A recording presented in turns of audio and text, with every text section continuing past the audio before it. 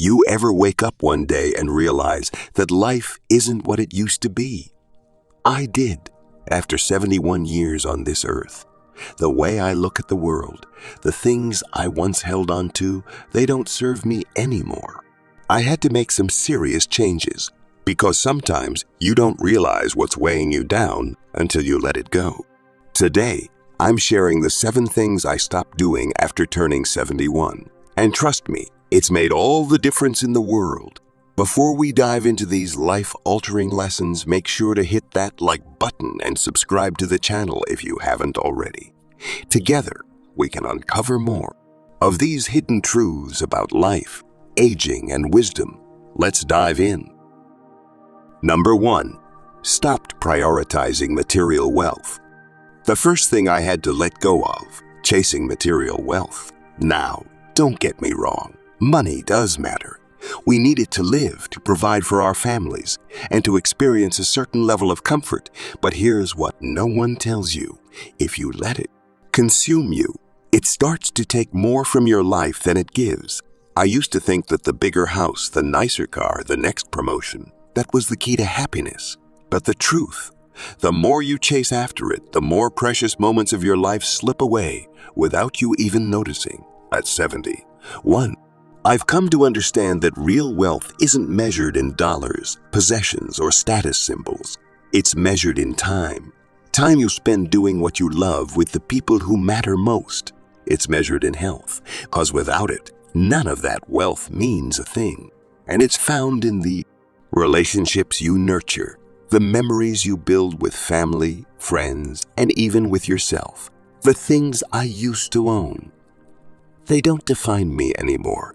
Letting go of the constant need for more has been one of the most liberating changes in my life. When you stop focusing on what you don't have and start appreciating what you do, that's when you truly start to live. And believe me, that freedom is priceless. Number 2. No longer worry about what others think. Another thing I gave up. Worrying about what other people think. You see, for so many years, I let the opinions of others shape my life. I spent decades trying to fit in, trying to be who others wanted me to be, to make them happy, to live up to their expectations. It's exhausting, isn't it? You start to lose yourself piece by piece, all in the hope of being accepted or liked. But here's the truth I wish I'd learned sooner. None of that matters in the long run. Not one bit. When you're younger, you think everyone's eyes are on you, judging every decision you make. But as you get older, you realize something powerful. The only approval that really matters is your own. People will always have opinions, but that doesn't mean you have to live by them. And here's the kicker.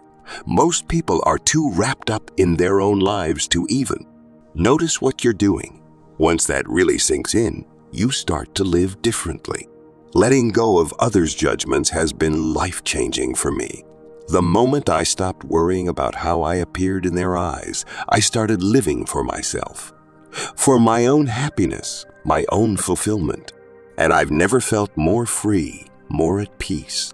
Imagine that kind of freedom, where your choices are yours and yours alone, where you don't second-guess yourself because of what someone else might think. That's the kind of contentment I've found, and trust me, it's worth letting go of that constant need for approval. Number 3. Stop putting off my health. The third thing I stopped doing, neglecting my health. When you're younger, you have this sense of invincibility, don't you? You believe your body will keep going no matter how much you push it, how poorly you treat it. You think, I'll start taking care of myself tomorrow. But the truth is, tomorrow doesn't wait. And by the time you hit your 70s, you realize that health isn't just important. It's everything. For years, I put off checkups. I ate whatever I wanted, rarely thought about exercise, and ignored the little aches and pains that were trying to warn me.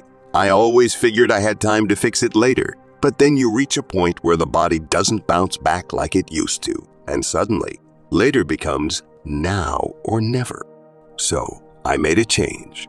I stopped waiting for a health scare to force me into action. Now, I take every moment as an opportunity to take care of my body. Because the hard truth is, there's no getting back the time you lose once your health starts to fade. Every meal is a chance to nourish myself. Every walk, every bit of exercise is a gift to my future self. And those doctor visits, they aren't something to fear. They're a way to make sure I'm still around to enjoy the things that really matter in life. If you're younger, listen closely. Don't wait until it's too late. Take care of yourself now. Your body is the one thing that will carry you through this life, and the better you treat it, the longer and healthier the journey will be. Number 4, no more holding grudges. You know what else I gave up? Holding grudges. For so long, I carried anger and resentment like a shield, thinking it protected me, thinking that holding onto those emotions gave me some kind of power. But the truth is, it didn't protect me at all. In fact, it was doing the opposite. I was the one weighed down by the bitterness, not the people I was angry with. It's funny how we convince ourselves that if we hold on to that hurt, it somehow gives us control over the situation. But in reality, holding grudges only controls you.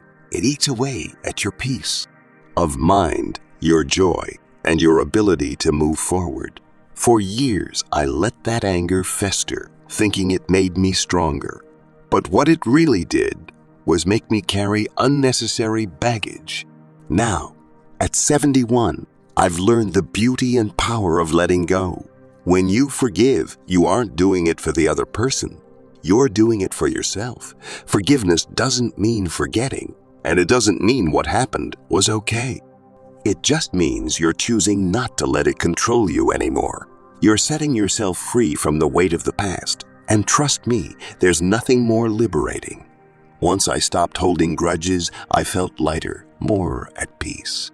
It's like opening a window in a stuffy room and letting fresh air rush in. If you've been holding on to something, ask yourself, what's it really costing you? Because the moment you let it go, that's when you start to reclaim your life, your energy, and your happiness. Number 5, stop chasing perfection. I also gave up chasing perfection, a pursuit that consumed far too many years of my life. You see, society conditions us to believe that we should always be more successful, more attractive, more perfect. We're bombarded with these messages that tell us we're never quite enough, that there's always something to fix, something to improve. And so, I spent years trying to live up to this impossible standard, constantly striving for an ideal that never existed. But here's the truth I finally realized. Perfection is an illusion. It's something we chase but can never catch. It's a moving target, and the more we try to achieve it, the further it seems. I wasted so much time trying to be perfect in every aspect of my life, whether it was in my career, my relationships, or even how I looked. And you know what? It was exhausting. I kept thinking that if I just reached that next level of perfection, I would finally be happy. But that moment never came. Now, I've learned to embrace my flaws. I've realized that it's okay to be imperfect, to make mistakes, to fail sometimes, to not have it all together. In fact, that's where real growth happens.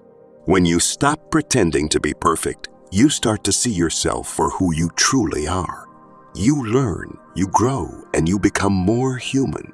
Perfection is not what makes us strong. It's our imperfections and how we deal with them that shape us into better people. So now, instead of chasing perfection, I chase authenticity. I focus on being the best version of myself, flaws and all. And let me tell you, I've never felt more free, more alive. It's okay to fall short sometimes. What matters is that you keep moving forward, embracing the journey, and learning along the way. That's where the true beauty of life lies. Number 6, no more fear of change. Another thing I've left behind, the fear of change. For much of my life, change terrified me. I'd cling to the familiar even when it wasn't serving me, simply because the unknown felt too risky, too unpredictable. I stayed in situations, jobs, relationships, routines that no longer made me happy. all because I was afraid of what would happen if I let go. Does that sound familiar? That fear of stepping into the unknown, of leaving behind what's comfortable, even if it's not fulfilling anymore. But here's what I've learned after 71 years. Change is inevitable. It's going to happen whether we like it or not. The problem isn't change itself. It's our resistance to it. That fear I held onto for so long didn't protect me. It trapped me. It kept me from growing, from discovering new opportunities, from evolving into the person I could have been. And let me tell you, that kind of fear is far more damaging than any change could ever be. Now I embrace change. Every shift, every new direction life takes, I see as an opportunity for growth. It may be uncomfortable, it may be scary at first, but on the other side of that discomfort is always something better. If you're willing to take the leap, it's through change that we learn, that we stretch ourselves, that we find out what we're truly capable of. Staying the same, staying stagnant, that's where life starts to lose its meaning. At 71, I've realized that life is a constant evolution. Nothing stays the same forever, and that's not something to fear, it's something to embrace. The unknown is where the magic happens, where new chapters unfold. So, instead of resisting change, I welcome it. I see it as a chance to start fresh, to learn something new, to grow. And honestly, that has brought me more peace and excitement than I ever expected. Life is always moving forward, and now, so am I. 7. Stop saying yes to everything. Lastly, one of the most freeing changes I made. I stopped saying yes to everything. For so many years, I thought I had to be there for everyone. Whether it was family, friends, or even acquaintances, I felt obligated to please others, to show up even when I didn't have the energy to agree to things that drained me. I would say yes to every request, every invitation, even when deep down I knew I should have said no. And let me tell you, that kind of constant giving, it's exhausting. Here's what I've learned. You don't owe anyone your time or energy. Not every request for your presence deserves a yes, and it's okay to prioritize yourself. In fact, it's necessary. For years, I felt like I had to be everything to everyone, afraid of disappointing others, afraid of being seen as selfish. But that's not selfishness. That's self-preservation. Protecting your time and energy isn't just important, it's empowering. Now, at 71, I protect my time fiercely. I've learned that saying no doesn't make you a bad person. It makes you a person who values your own well-being. You see, when you stop overcommitting and start setting boundaries, something amazing happens. You take back control of your life. You get to decide how you spend your time, who you spend it with, and what truly deserves your attention. And that allows you to focus on the things that actually matter to you. Saying no has become one of the most empowering things I've ever done. It gives me space to focus on my own priorities, space to rest, space to simply enjoy life on my terms. So, if you're someone who's constantly saying yes out of obligation, I encourage you to reconsider. Saying no doesn't close doors. It opens up your life to more meaningful opportunities and connections. It lets you be present for the things that truly matter, and that, my friends, is where real peace and fulfillment lie. So, those are the 7 things I stopped doing after 71, and let me tell you, my life is better for it. If you're feeling stuck or weighed down, take a step back and ask yourself, what do you need to let go of?